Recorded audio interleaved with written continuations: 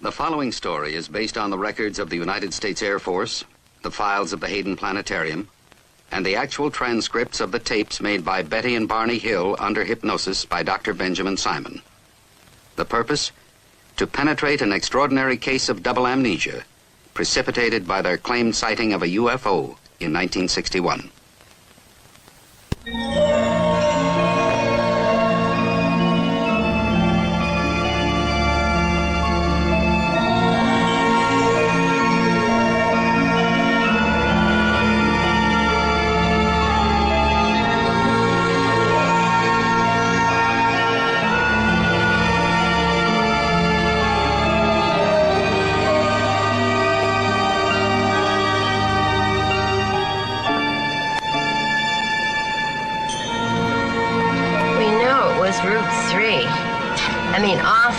And we've been on every single side road, dirt road, dead end, and there's no road, there's no clearing, nothing. Of course there is, we just haven't found it yet.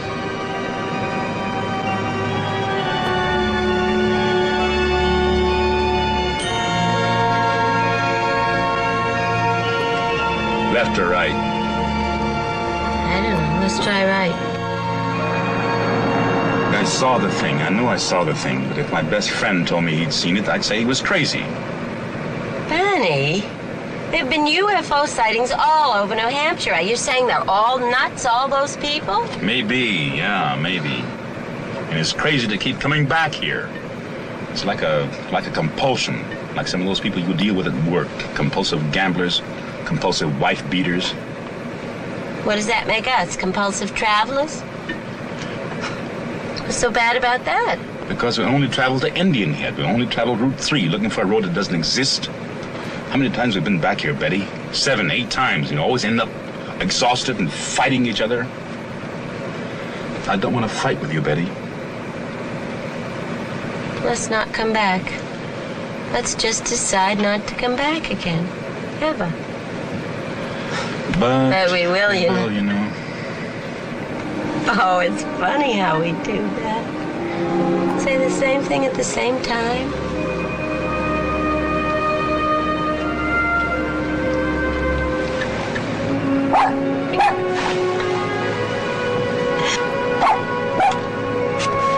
Just a little tolerance, that's all I ask.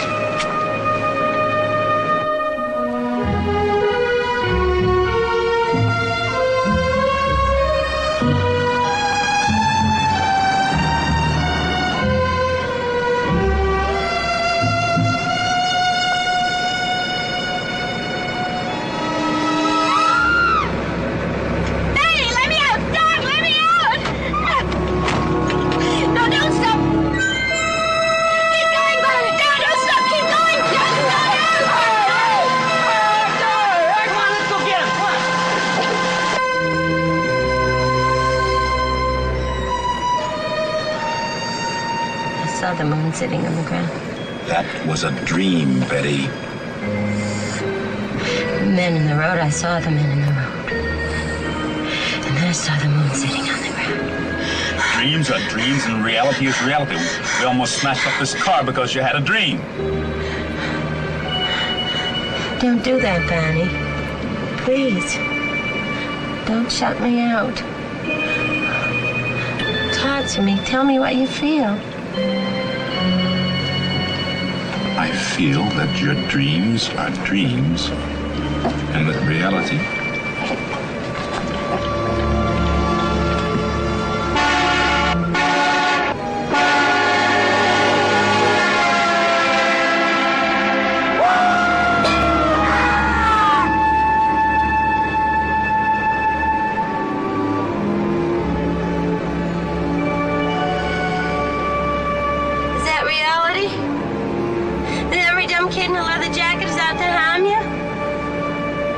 talking about? I wasn't scared, you were. Oh, don't do that, Barney. You were too. I saw your face before. And just now. I was brought up to be careful, remember?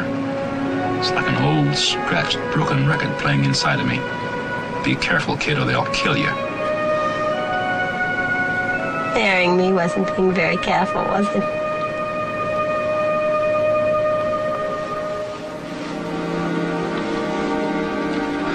I loved you so much, I forgot to be careful. First time in my life, throughout careful.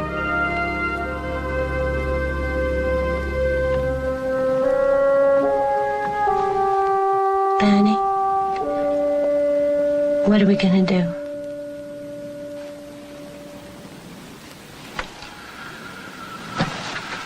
How do I know this thing happened? How do I know I wasn't just seeing things? I'm in this terrible position where I know it happened, but I can't get myself to believe it. And it's bugging me so much that my ulcers are kicking up again. Just when they were getting better. It's worse than that. I'm trying to minimize. I was out of work for 6 months on disability.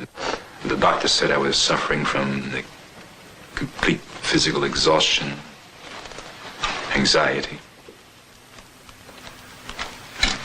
And Betty was having those nightmares, sudden fears out of nowhere. Things that are really not like Betty. She's so calm. And it's been almost 2 years since the experience? Yes. I keep trying to remember what happened, where we were. There's a whole area that's lost. 36 miles in there. Between the time we saw the UFO or whatever and when we heard the beeps. Now, Concord's about where you heard the beeps. There's a beeping sound. Beep, beep, beep. Is there something shifting in the car? I don't know. Uh-oh. Do you think that thing is back again? How strange. Wait a minute. I wonder if I can make the car do that myself. It was at this moment, beeping, when your memory returned. It's a time previous to this that you can't remember. Yes, Dr. Simon, that's right. I see. We go back there. Weekends, holidays, whenever we get a chance. We were just there a couple of days ago. The 2 Indian head, you mean? Yes, trying to find...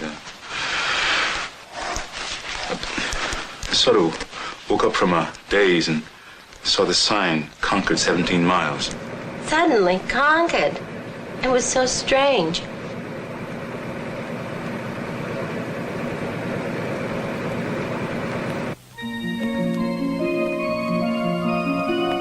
Barney and Betty Hill began general history of their anxiety problems and amnesia, highlighted by their claimed sighting of a UFO at Indian Head 2 years ago. The Hills' clearest memory is their return home from the UFO sighting experience. Treatment is to be centered on their anxiety reaction with their apparent amnesia. Unidentified flying object, secondary matter. Major job is to determine treatment of patients in overcoming this unique case of double amnesia, most probably by means of hypnosis.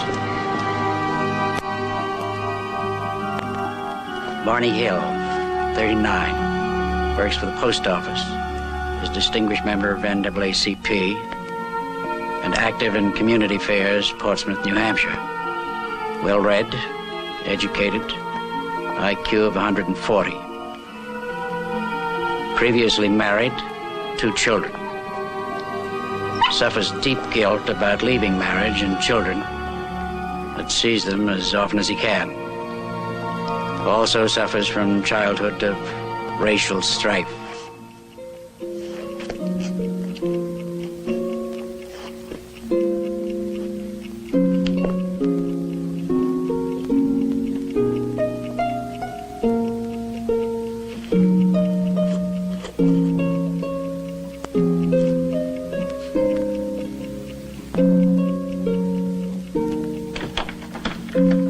Betty Hill, 42, Comes from an old New Hampshire family dating back to 1629. Previously married, 13 years, 2 adopted children, now grown. Returned to university after divorce, received degree, presently works as welfare worker for the state of New Hampshire. He has a background of security in both upbringing and heritage. Barney? Barney, did you take the clothes in the house? What?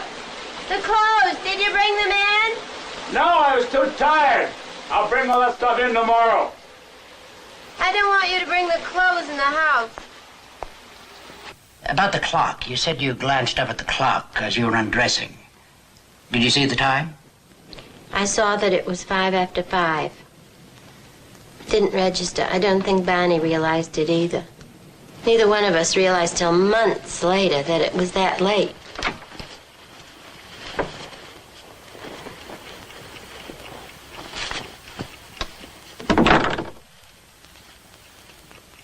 Wasn't that strange, Barney? Whatever it was.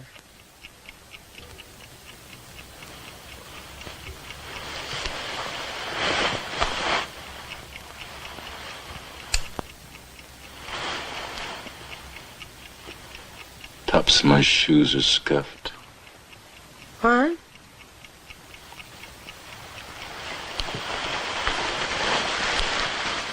Tops of my shoes are scuffed. I don't understand. How could that be? I don't know.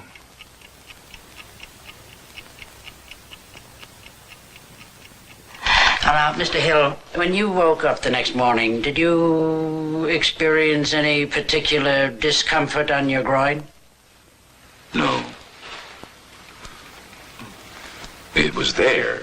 I could, just had a feeling. But there was no pain or anything.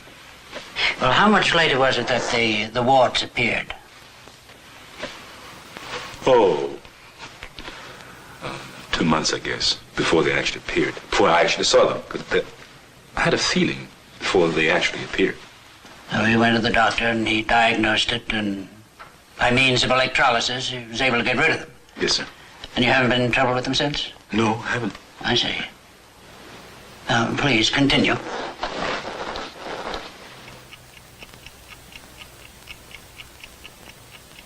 Betty,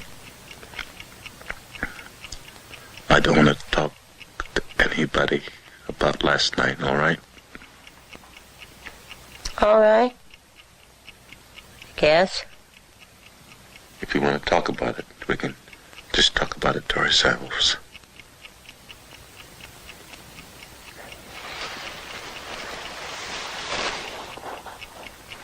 But we can't just not talk about it, you know. I know that. I want to talk about it to you. I don't like feeling alone with this thing. You're not alone with it, love. How could you be? We wondered about it, and we talked about it, and then I asked Barney if he thought we could draw what we saw. And he didn't want to do that. But Betty found a way to talk me into it. Well, I'm good at that. And then when the drawings were identical, well, Barney thought they were only similar. I wanted to call my sister, and Barney didn't want me to do that. He got angry. And then when she wanted me to check for radiation, Barney got really upset. Where's the compass? Where's the compass? I don't know what you're talking about, Betty. The compass, where's the compass? I don't know where it is. How am I supposed to know where the compass is? Come on, Barney, you're a big help. It's in the drawer where it always is. Why don't you look before you ask? It's always there in the same place. Betty, listen. I think you're getting too excited about all this, and I think you better calm down. I think we just better forget about all this. Barney, would you please come outside and look at the back of the car and see what happens to this compass? Janet says a compass works like a Geiger counter. And if the car has any radiation... Oh, Betty, it's all so ridiculous. A car is made out of metal, and any metal would attract a compass. The compass just went crazy. Near the trunk, the spare tire. not near the battery or where you'd expect it to. And there were these strange, shiny spots on the back of the car. I finally got Barney to come out and look at them. I figured if I humored her and looked, she'd calm down. Well, did the spots stay on the car? No, they disappeared. They didn't disappear. At least not right away. What happened is that when I had the car washed, they stayed. All right. Now, let's go on. Janet, it went crazy. Yes, the compass, and there were strange spots on the back of the car. I couldn't call anybody. They laugh at me. No, I'd be embarrassed, and Barney and I decided not to tell anyone, not anyone else. Were you able to deal with that, to live with that? Yes. Well, yes and no. You see, so much of our life was so happy. We'd only been married about a year, and so many things were new, especially for Barney. Why especially for Barney? Well, the only change in my life was that I was married. To Barney, I lived in the house where I'd lived for years. I had the same job and the same friends. But for Barney, everything was different. He lived in Philadelphia in what was really an all-black society. And here in Portsmouth, it's pretty much an all-white society. It wasn't just a new marriage for Barney. It was a whole new life and new friends. Barney makes friends so easily. Our best friends then were Jack and Lisa McCraney. Jack's a lieutenant colonel at the Pease Air Force Base, and he and Barney just hit it off. I knew Barney wanted to tell Jack about what we saw. He kept putting it off. But I finally came out with it. The sighting, if it was a sighting, was still gnawing away at me. The sighting itself? No. Whether or not there was a sighting, and whether or not we were seeing things. And Jack just confirmed my suspicion. He said in so many words that anyone that said they saw a UFO was nuts. And that only made things worse, you know. They were our best friends. They were around all the time. We could talk to them about anything at all, except UFOs. That subject was just plain taboo. And those terrible dreams were starting. Had you told Barney about your dreams yet? I'd mentioned them. He had so little time. Barney was working nights in Boston. 60-mile drive back and forth. We were, except for weekends, we were sort of passing in the hallway. It's the moon, you idiot. What are you barking at the moon for? Yes, well, I imagine they were long nights for you. Hard on you. Very long. I keep saying this, though, you know, that we were having so much fun. Barney had joined the Toastmasters because he thought he couldn't speak in public. And he found out he could. Then he found out he could make people laugh. The house was filling up with old jokes books and old routines on records. And he'd spring them at the worst possible moments. Not so fast, Rodriguez.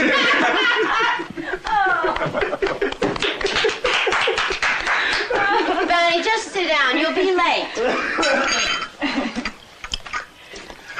Bossy little thing, isn't she? You never knew she was the oldest of 5 children. Just grew up bossing everybody. Do me a favor, Barney. Wouldn't you really like to sit down? Call off your dog, Bossy. Yeah, just like that, it would change and everything would get terrible. Like that night, Jack and Lisa were having their problems. Lisa knew we thought we had seen something. Somehow we got onto Barry Goldwater. Goodness only knows how we got onto Barry Goldwater. I heard myself saying, you know, the trouble with you white people, Don't call me you white people. Don't ever call me you white people. You can say those white people, but don't include me, Barney Hill. I'm not white, I'm human. Well, I didn't ever say that again. No, you didn't.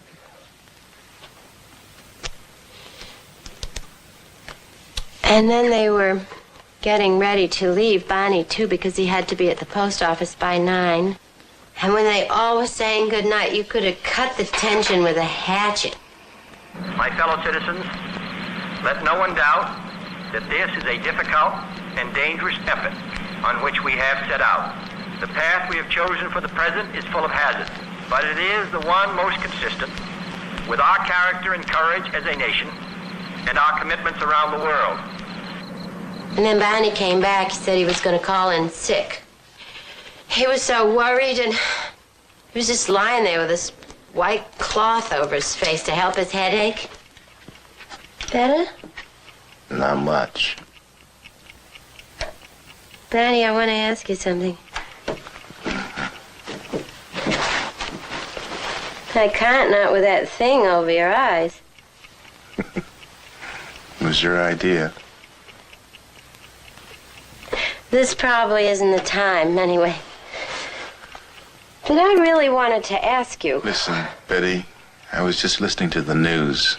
Barney, I said I wanted to ask you something. This is important, Betty, really important. If they actually do start shooting missiles. Who? Nobody's gonna start shooting missiles, Barney. If they do, and we're not together, if I'm at work and can't get here, now listen to me. What I want you to do is make your way to your mother's house. And I'll manage to get there. Is that clear? Yes. Yes, sure. Good.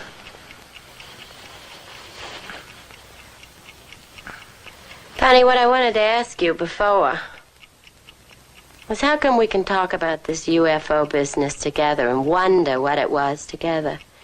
But with Janet, with Jack, it was a plane, period. With you, I can look like a fool. But with my friends, I can't afford to look like a fool. I got to hate that washcloth. More and more, he'd just lie there with it over his face. Just kept calling in sick. Well, I was sick. The ulcers, the headaches. And I was worrying. I mean, I've always been a worrier, but this is really getting out of proportion. Worrying about things that I didn't have any control over. I really thought we were going to be attacked. By whom? I don't know. Well, I thought Russia, but I don't know. And were the nightmares continuing, Betty? Yes, on and on. I started writing them down. I'd get up in the middle of the night and write till I was exhausted. I had done that before. When things upset me, I would write them down. It would help. You still have a copy of those dreams? Yes, I stuck them away somewhere. You know, that's funny. I'd forgotten I wrote them down. Because I'd like a copy of them, if you don't mind. Oh, sure. I'll look for them. And it was about this time, Barney, that you went to see the doctor, and he suggested that you take a rest, take a sick leave. Yes, it was about this time. So, I just started staying home, trying to relax, work in the garden, read, stuff like that. The kids came more often. You know, I could see them more often.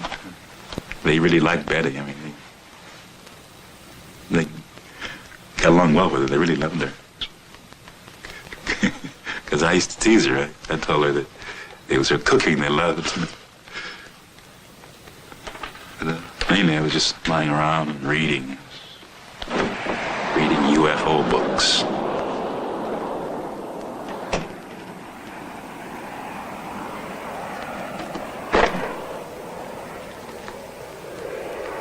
Hi. Hi.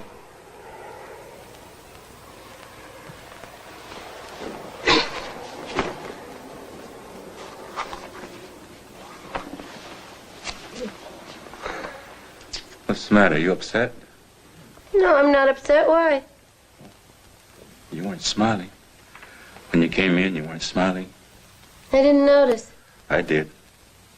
Well, obviously you did, or you wouldn't be uptight about it. No, I'm not uptight.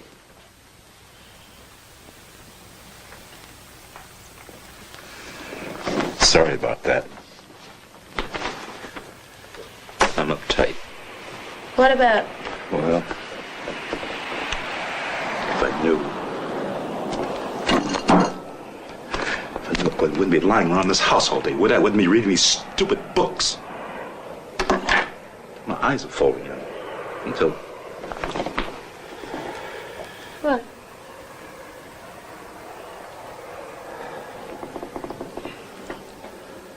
Till I think I'm nuts as they are.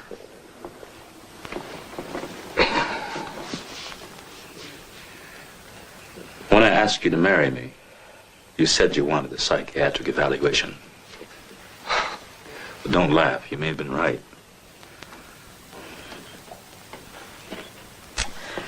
Oh, what do you mean? I mean that your instincts may have been right. You may have sensed something. Oh, no, my love. Oh, no, you didn't understand. It wasn't you I questioned, it was me. And I couldn't tell you. Me what? I still can't. Listen, don't you know by now you can tell me anything?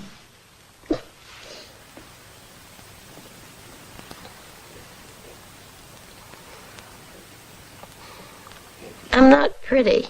Who says? Nobody. It's something I know. Something I've always known. I'm not pretty. And that's nonsense. And what's it got to do with a psychiatric evaluation of me? Oh, you don't understand. I was afraid you thought you loved me. You thought I was pretty because I was white.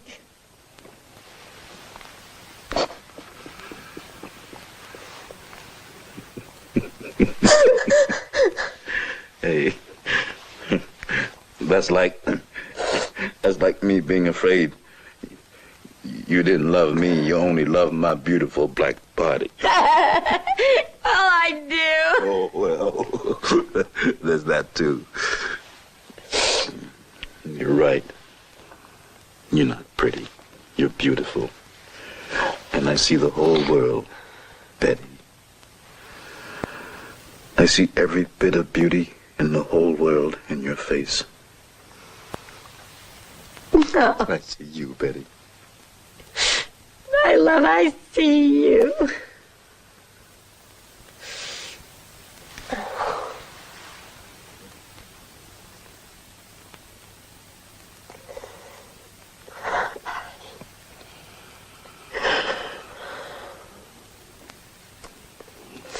This is the way it should be. This is the way it was.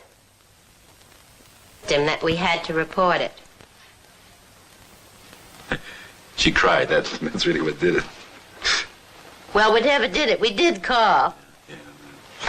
I wasn't too impressed with how the Air Force handled it.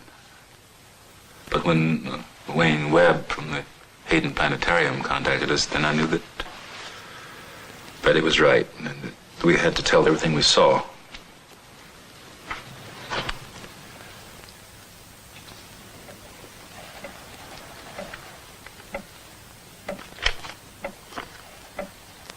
No need for you to be concerned. No need for you to be worried. You are deeper and deeper asleep. You are deep asleep. You will remember everything, and you will tell me everything. It is now September 19th, 1961. You will remember everything, and it won't trouble you. Your memory is sharp now.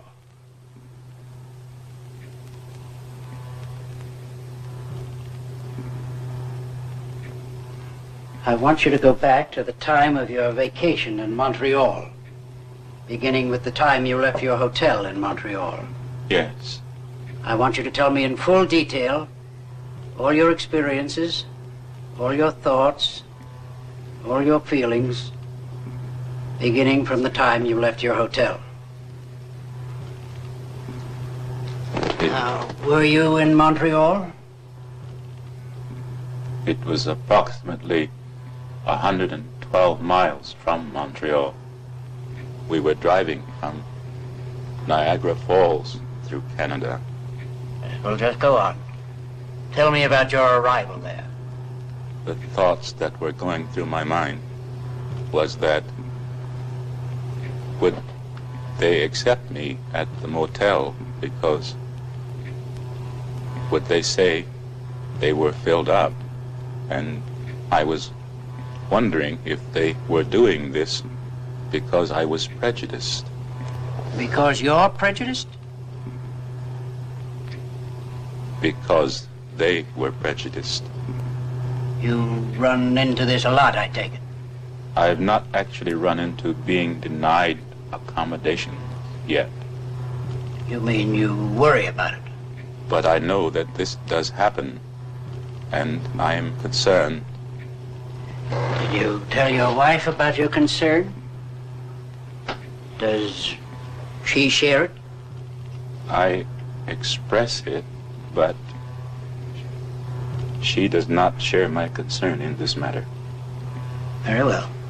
Go on. We are riding around, and I'm lost. And I'm concerned about the toll gate, customs. Why? I have a gun in the trunk of the car, a .32 pistol, and it is hidden in the well of the trunk of the car with the trunk mat over it. And I'm thinking, why did I do this? Why did I bring this gun along? And I know it is all my fears, that I believe the hostility of white people, particularly when there is an interracial couple. Yes, well, go on. Your memory is sharp. Where are you now? Now, we're in the country part of New Hampshire on Route 3, and I'm thinking, I've got to get a hold of myself and not expect hostility when it was no hostility there. And I look up through the windshield. I look up through the windshield of the car where Betty saw a star. Oh, that's funny. But I said, Betty, that is not a star, it's a satellite.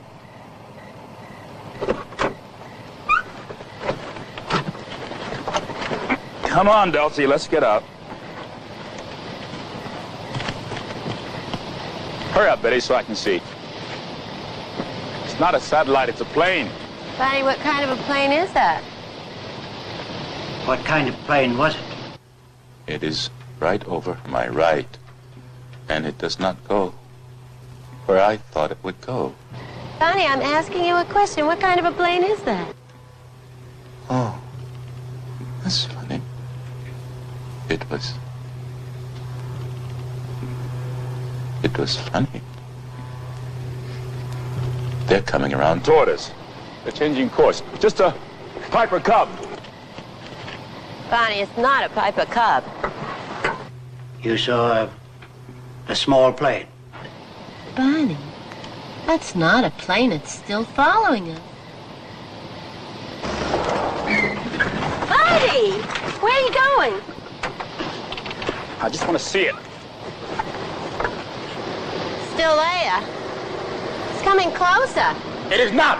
It is not coming closer. Just way up there. Betty, what are you trying to make me believe?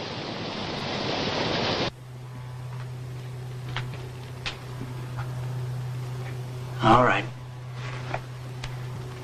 We'll stop here for now.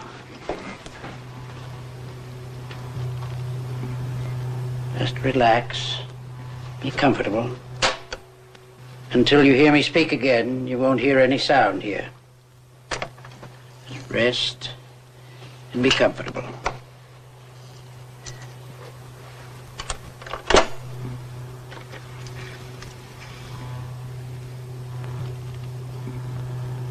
All right, you may proceed now. And I am wondering, why doesn't it go away? Do you still think it was a small plane? And I'm wondering why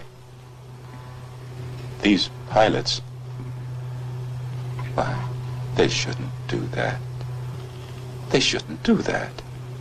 And I can't hear any noise. And I think this is ridiculous. I can't hear any sound. And I want to get back in the car and get out of there. I gotta get out of there. And it is still coming around towards us. And I look up and down the road, and I think how dark it is. And I think, what if a bear were to come out? And Betty is looking. I think she said, and I am mad with her. I think Betty is trying to make me believe this is a flying saucer. And I am wondering, why doesn't it go away? I want to wake up. You won't wake up. You're in a deep sleep. You can go on.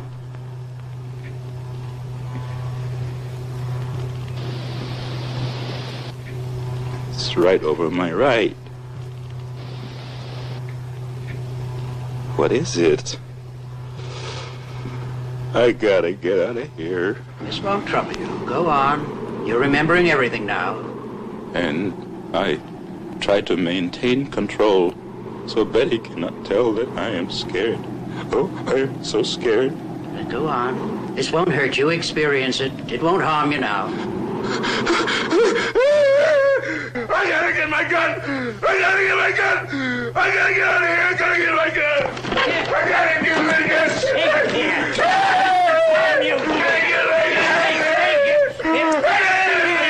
Nothing can harm you here.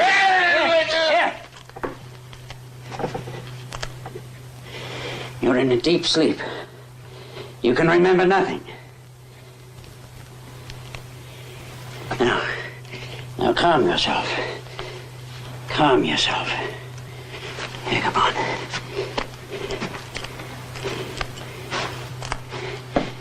Now come on back. And sit down.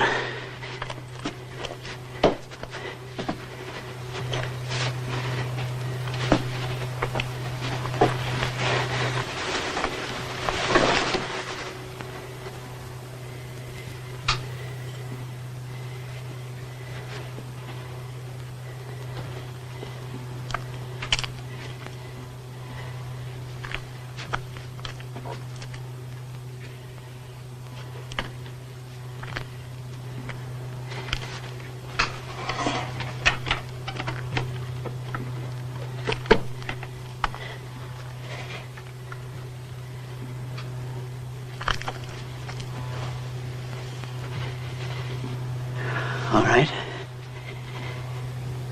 You can wake up now. You can remember everything.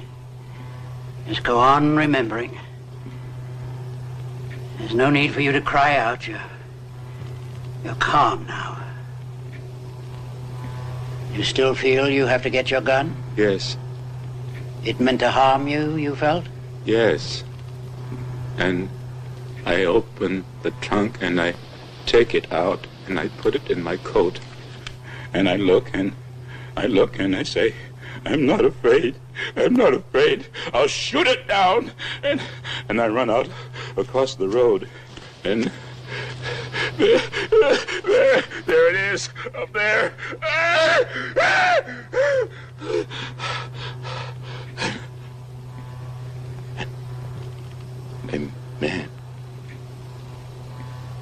A man? Is he a captain? What is he? And he's looking at me, and I say, no, I have to shake my head. This isn't true. This can't be true. And it's still there. And I look up and down the road, and I think, can't somebody come along and tell me that this isn't there? It's there. Are you sure it's there? Yeah. You're not having a dream? And I touch my right arm. It's not my right, it's my left arm. And it's there. If I let my binoculars fall and dangle, maybe it won't be there.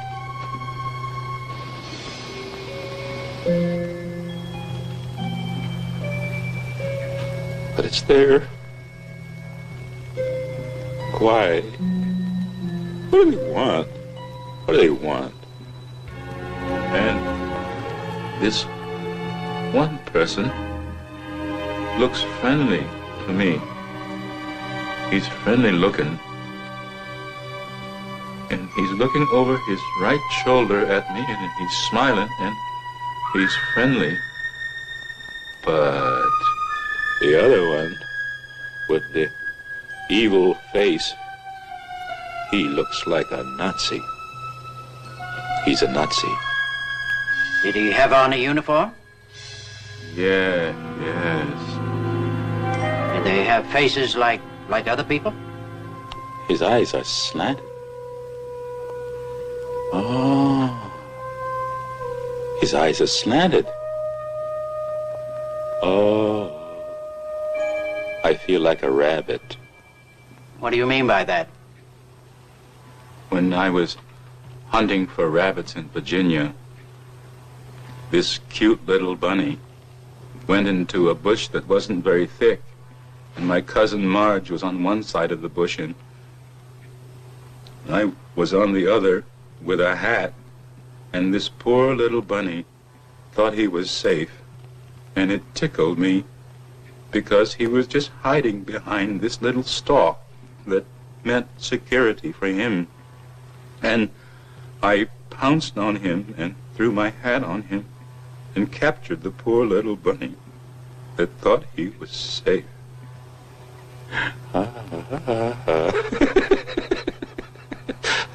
Isn't that funny? I thought of that standing out there in the field. I'm that bunny. I'm gonna be pounced on. I'm that bunny. This creature is trying to tell me something. I can see it in his face. Are its lips moving? No. His lips aren't moving. But he's looking at me and he's saying to me, don't be afraid. Did you hear him tell you this? No. You felt he said it? I know. And he said, just stay there, he said. And he's telling me not to pull the binoculars away from my eyes. And oh, God, give me strength. I'll fight it off. I'm not afraid.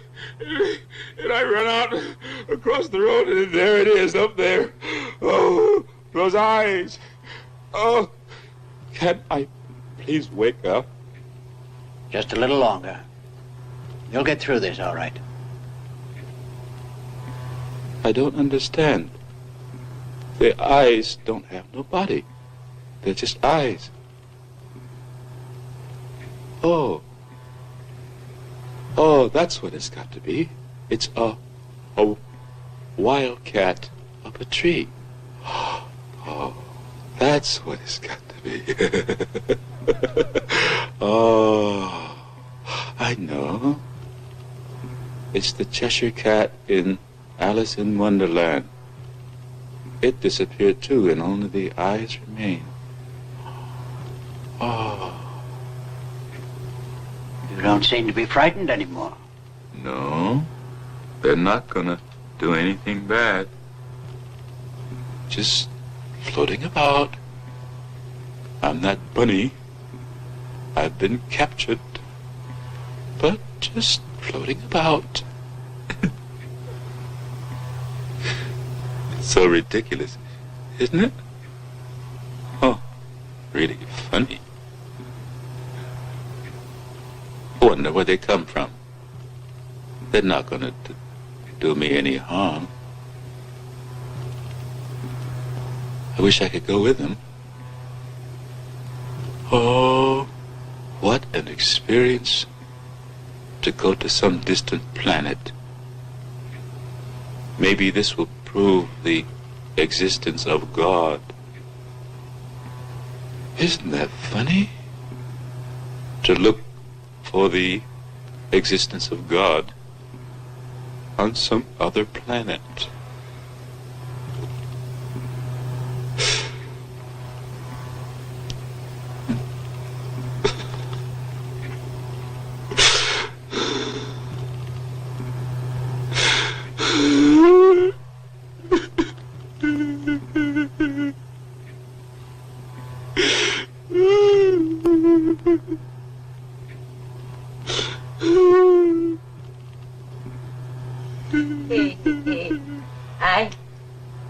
I don't know if he was laughing or crying, but he said to me they were going to capture us. They're gonna capture us. We gotta get out of here. Look out, you can see them. They're right overhead. They're right directly over our car. They're out there. I don't see anything. It's all black. I don't see them.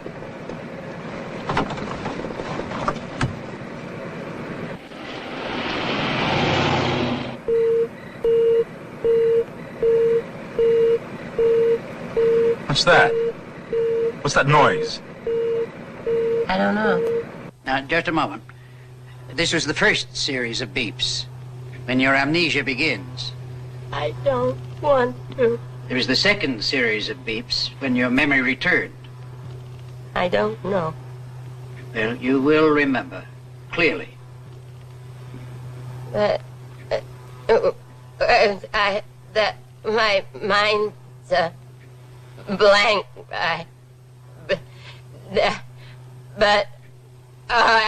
I could not. I almost remember. You can remember.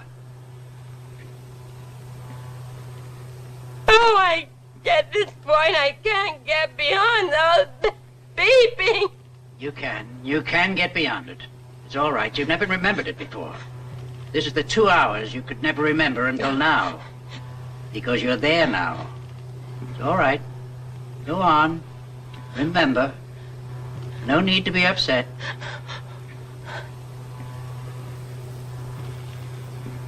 I'm not supposed to. Not supposed to? Who told you you're not supposed to? They did. All right. You're calm. Calm.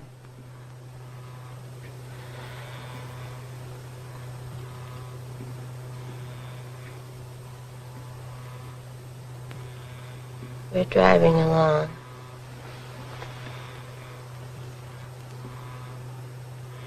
I don't know where we are. I don't even know how we got here. Barney and I, we were driving. I don't know how long. I don't know how long. We haven't even been talking. I was just sitting there, feeling that something's going to happen. I'm not really too afraid. Except now I am. That time I didn't feel afraid. Why are you crying if you're not afraid? I'm afraid now. But then I wasn't afraid. I was afraid. I was afraid when I saw the men in the road. The men in the road? I've never been so afraid in my life before. Tell me about the men in the road. It's all right. You're safe here. Tell me about the men in the road. Betty, don't fall asleep. I want you to stay awake so you can remember. Tell me about the men in the road. It's all right. You can go on now. I don't know what happened. You can remember everything now. What did these men look like? Did you see their faces? No. How were they dressed? Did they have on a uniform or ordinary clothes? I couldn't say. I don't know. I can't remember. I'm not supposed to remember. All right. Your memory is sharp now. You needn't worry. You can remember everything. Now tell me what happened. What are you thinking now? I'm thinking I'm asleep. Asleep in the car? I'm asleep and I've got to wake up. I don't want to be asleep. I keep trying to wake up. And then I open my eyes. I'm walking through the woods. I open my eyes quick and I shut them again. And Barney is behind you? There's a couple of men behind me, and then there's Barney. There's a man on each side of him. And my eyes are open, but Barney's still asleep. He's walking and he's asleep. And then I begin to get mad.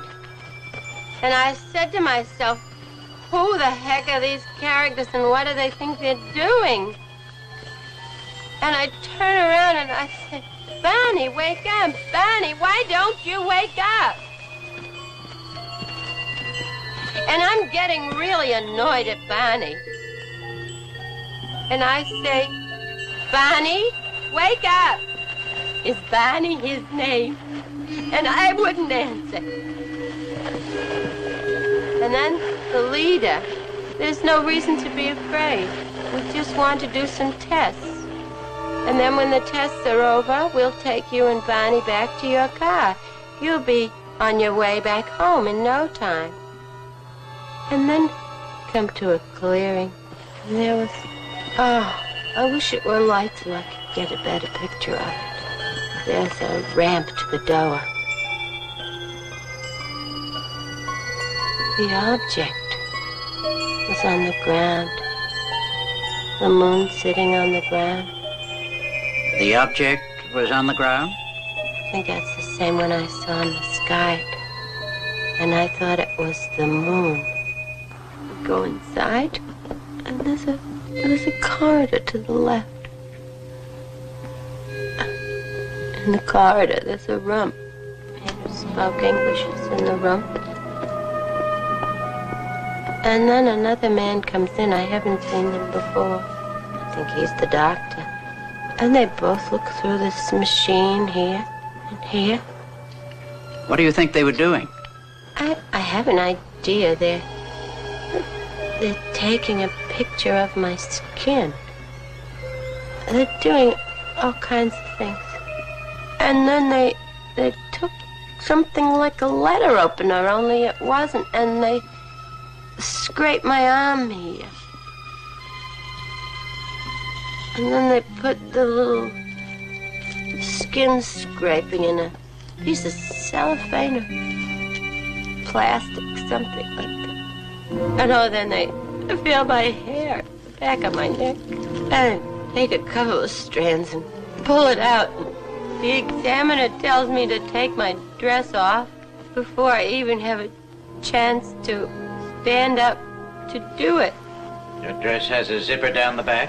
Yes, it zips down the back. The examiner unzips it and flips my dress off. And they're talking. I don't know what they're saying. I couldn't understand that part. I want to do some tests. I want to test your nervous system.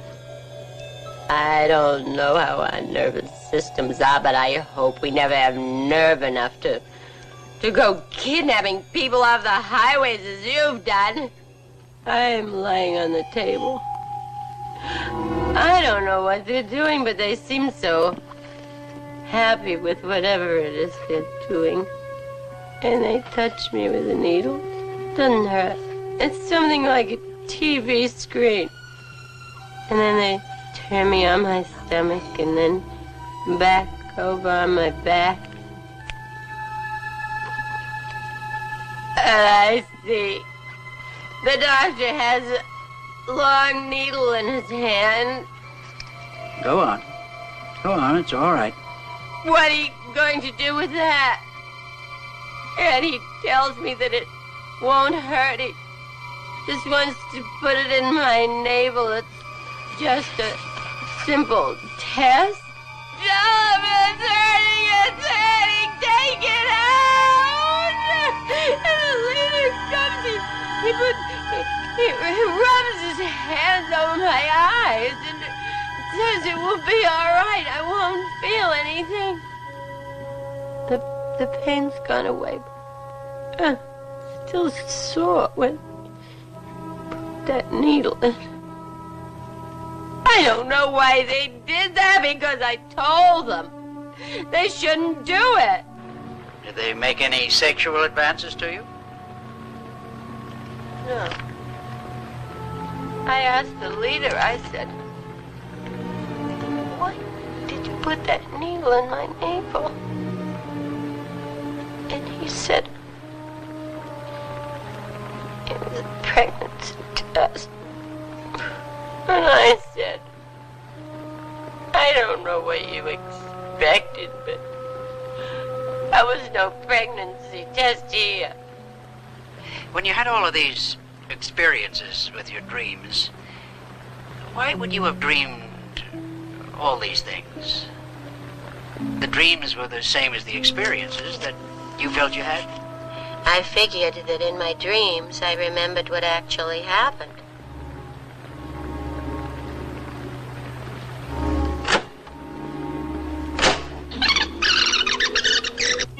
Did these men speak to you?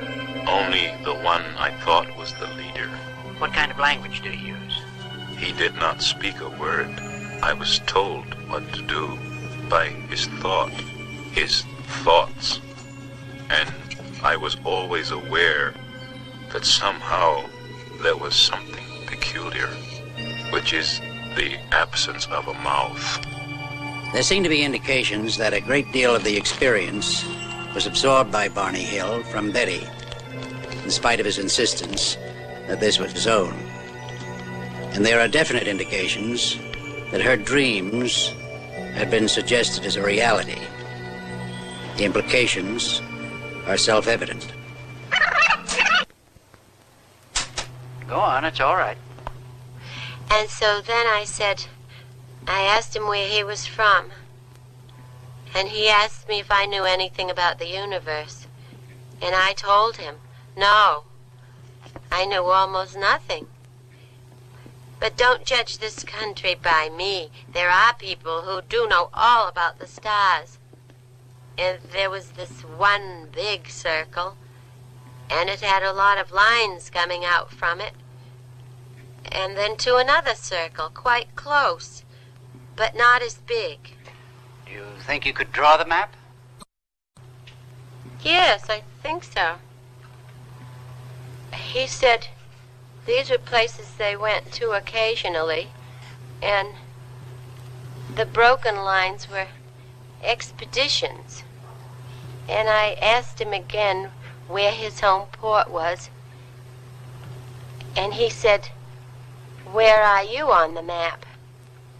And I looked, I laughed and I said, I don't know. And he said, if you don't know where you are, there isn't any point of my telling where I am from. Or did they actually speak English?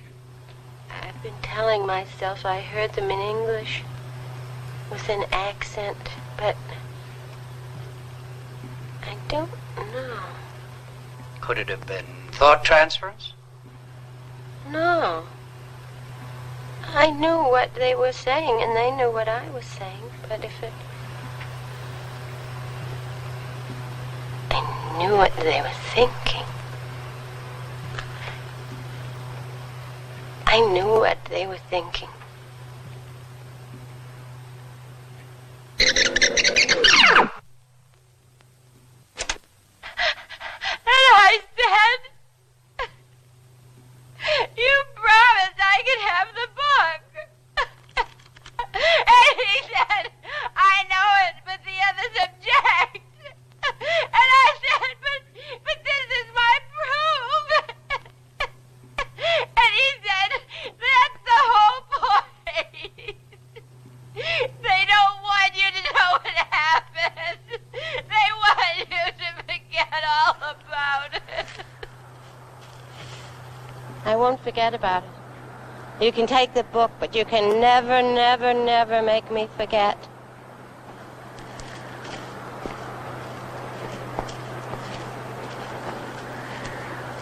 I'll remember if it's the last thing I do.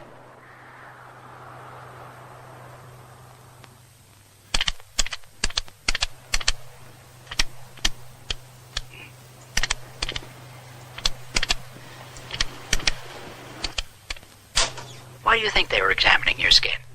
You suppose it was because your skin and Barney's skin were of a different color? I don't know. I think it's because their skin and mine were different. And I started to get out of my car, and I felt myself supported by two men, and my eyes were closed. Now, just a minute. Didn't Betty tell you this? No, Betty never told me this. But didn't she have dreams of this and talk to you about them? Betty said that we were inside a UFO in her dreams, not how we got there. Yes, but didn't she tell you that you were taken inside? Yes, she did. Well, then she told you everything that was seen inside, and about being stopped by these men? No, she did not tell me about being stopped by the men. She did not have this in her dreams. I saw this.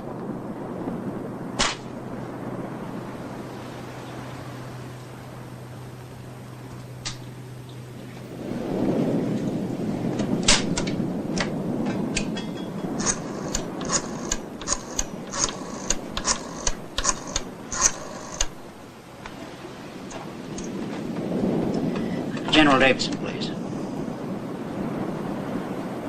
Jim. Ben.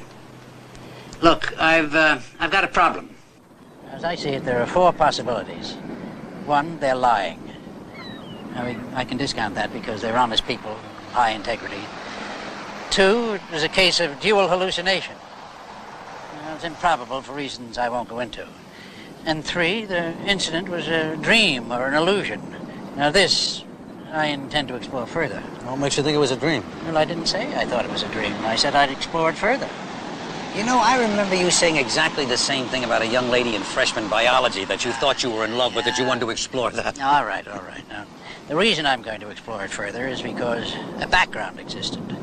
A sensitized background existed on which a fantasy could be imprinted to be experienced later as a dream.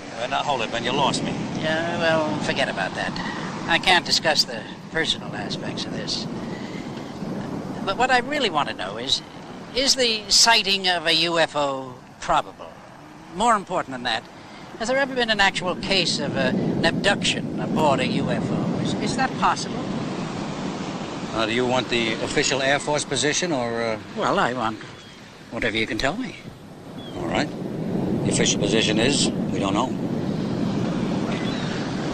Well, you think you could take that a step further? Yeah, but not too much.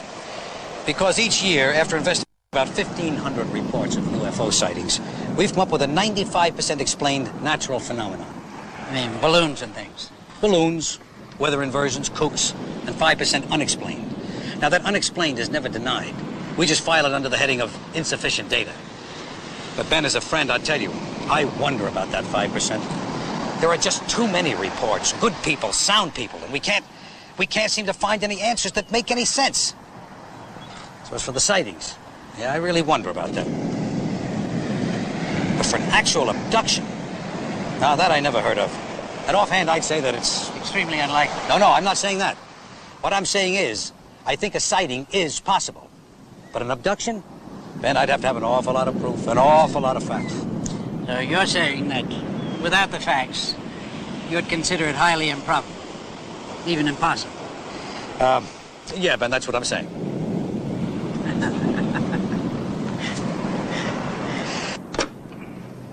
Barney and Betty Hill have hypnotized each of them separately, and each of them separately remembers in general the same experience. I suspect that in this stage of therapy, the sighting of an object, which could possibly be a UFO, triggered an externalized fantasy, a fantasized trauma which the Hills have projected their inner turmoil. I just had a hysterical thought.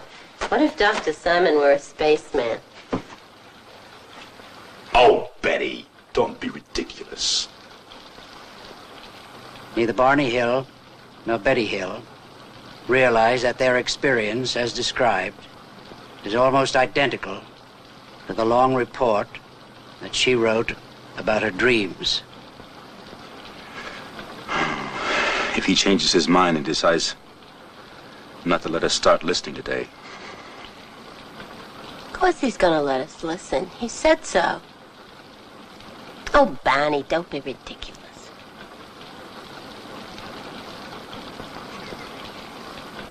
So he asked me, what are vegetables? I just couldn't explain what vegetables are. And he said, was there one kind I liked? And I said my favorite was squash.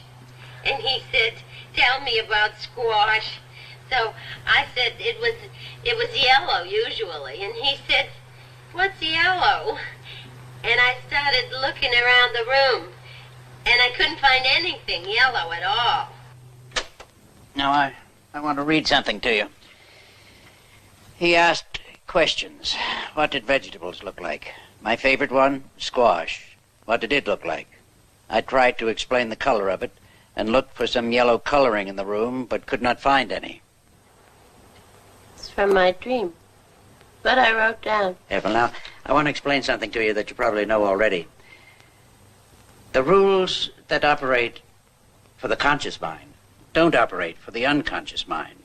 Things are and are not all at the same time. Now, under hypnosis, what a subject believes determines what is truth to him. Wait a minute. Would you say that again? Well, in other words, what comes out under hypnosis, you believe to be true. It is true for you. But a fantasy or a dream can be as true for you as reality. I said I hoped that somehow we would meet again. Maybe he would come back. And he said, well, he would try. And then they all turned and started to go back. And I get up to the car, and Barney's inside, and I say, come on out and watch him leave. Don't be afraid, Delcy. There's nothing to be afraid of. And so we're watching them leave. And it starts glowing, getting brighter and brighter. It's a large ball, a big orange ball, and it's glowing and rolling just like a ball. And I'm so happy. Suddenly, the ship became a bright glowing object, and it appeared to roll over like a ball, turning over about 3 or 4 times, and then sailing into the sky. There's one thing I don't understand. Suppose it was a dream. Could we have both had the same dream? Well, that's an aspect that's been puzzling me, and no, I don't think it could. At first I thought, because Barney was more ready for a trauma, that he had transferred a fantasy to you.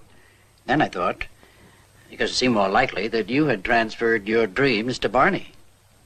Because Barney is more susceptible. Well, I'm not quite sure how to take that. But I'll tell you something.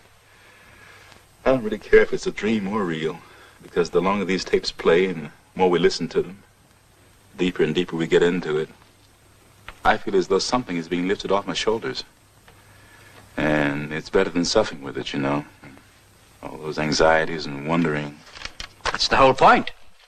The point is to relieve the anxieties. And how do you feel now, Betty? I feel fine. I guess it was just the fear of the unknown had me so scared. And I don't want to be operated on. You don't want to be operated on. What makes you think of an operation? Oh, I just remembered something. I don't know if I went into this detail or not when I was hypnotized. What detail? Well, as I was listening to myself... Oh, I don't know. Maybe it's just psychological. I don't want to hear any more of that for a while. What detail? As I was listening to myself, I remembered what they examined my groin with. It was a circular instrument, and they pressed down with it. You know that small ring of warts that developed in an almost geometrically perfect circle around my groin?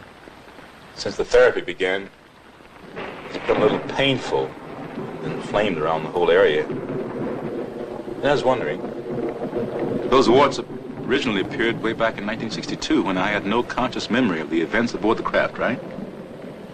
Now here it is, 1964, and they get inflamed. How's that possible? I don't know. It may still be part of a shared fantasy. But I just don't know.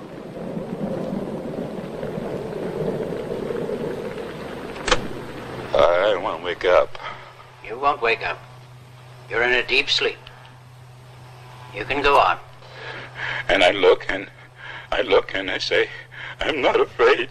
I'm not afraid. I'll shoot it down. And I run out across the road. And there it is, up there.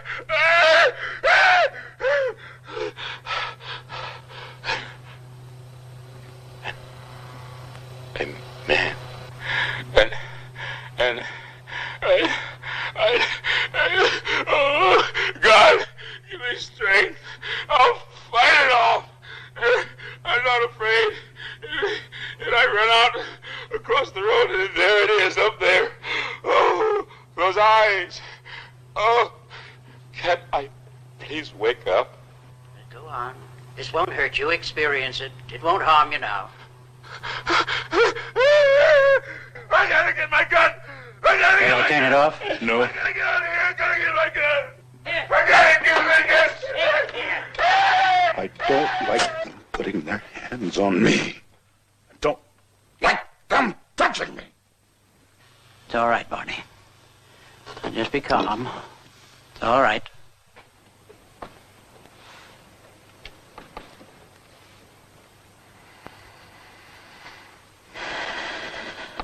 Dr. Simon, I don't want to offend you in any way, you understand? I have a great respect and admiration for you, and I can only thank God that we came to you with all this. But your theory about a dream or fantasy, it's real. It did happen. I know that now.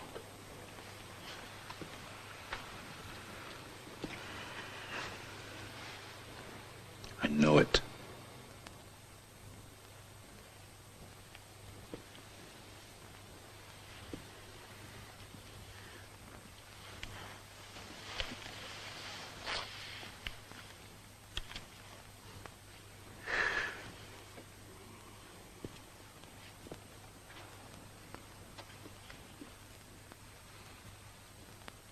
Dr. Simon, I haven't said before either how grateful I am.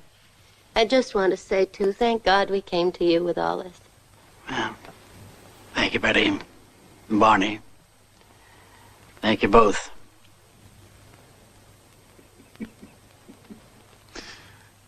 I had the feeling, listening, that I gave you a few bad moments there. Oh, I tell you. His little old heart went pit-a-pat a couple of times. You're a big man, Barney, and going for your weapon. I had that gun in my coat the whole time. Can you believe that? Walking along, with my eyes shut. Scared little bunny rabbit. And a gun in my coat. And you didn't have a gun, and you're half my size, and you're telling those creatures off. Mighty Mouse. What in the world was I so afraid of? Betty, you had a good time. Well, what do you think? He must have given it some thought.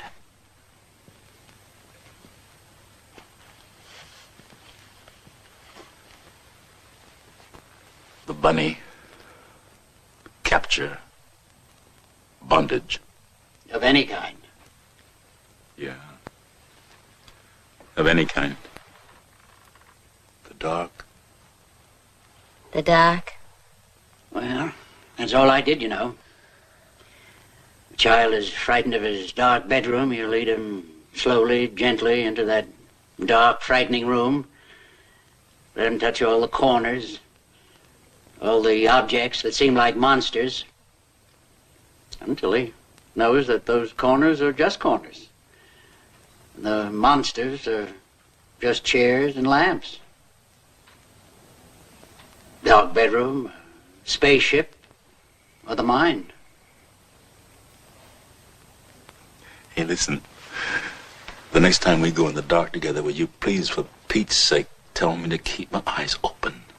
I did. You didn't listen. I will. Next time I will. With active treatment discontinued, Barney and Betty Hill settled down to their routine life. Betty Hill's schedule as a social worker for the state of New Hampshire was both demanding and rewarding. Barney Hill continued in normal fashion at the post office department and increased his community and political activities. He served on the board of directors of the United States Civil Rights Commission, the NAACP, and the Anti-Poverty Program. As their doctor, I felt that their treatment had been successful. The primary purpose, to penetrate the amnesia in order to relieve their anxieties, had been accomplished. The question concerning the real or fantasized aspects of the trauma remains a question. Daddy, you were so silly. And I'm so proud of you. Oh, so proud. You remember when we were in the middle of all that mess? We were fighting all the time about just everything. Well, I told you. First you said that. Well, you know, you were talking about if you had a stroke, and you asked me if I would be all right. I remember. And I told you I wouldn't be. Well, Barney, that's not true what I said. I would be all right. You know why? Because you've given me so much love, so much laughter, snatches of song. Last the rest of my life.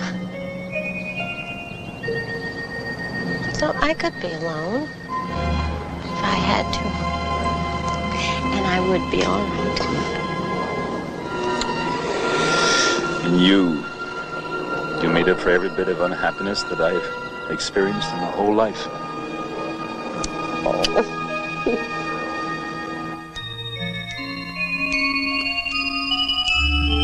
In 1963, under hypnotic suggestion, Betty Hill drew from memory the map shown to her aboard the spacecraft. Astronomers became fascinated, for what if the map corresponded to a pattern of real stars from an alien viewpoint? Astronomers reasoned that the majority of star systems likely to have life-supporting planets were located in the obscure southern constellation of Reticulum. Yet 3 stars in the cluster were unknown until 1969. No astronomer on Earth knew their position in 1963. But that same year, Betty Hill drew a map which contained these undiscovered stars. Astronomers at Ohio State University requested a computer to put them in their correct position out beyond the incredible double star system of Zeta Reticuli 1 and Zeta Reticuli 2, 220 trillion miles, 37 light years away from Earth, looking toward our sun. And the computer duplicated with virtually no variation the now famous map of Betty Hill.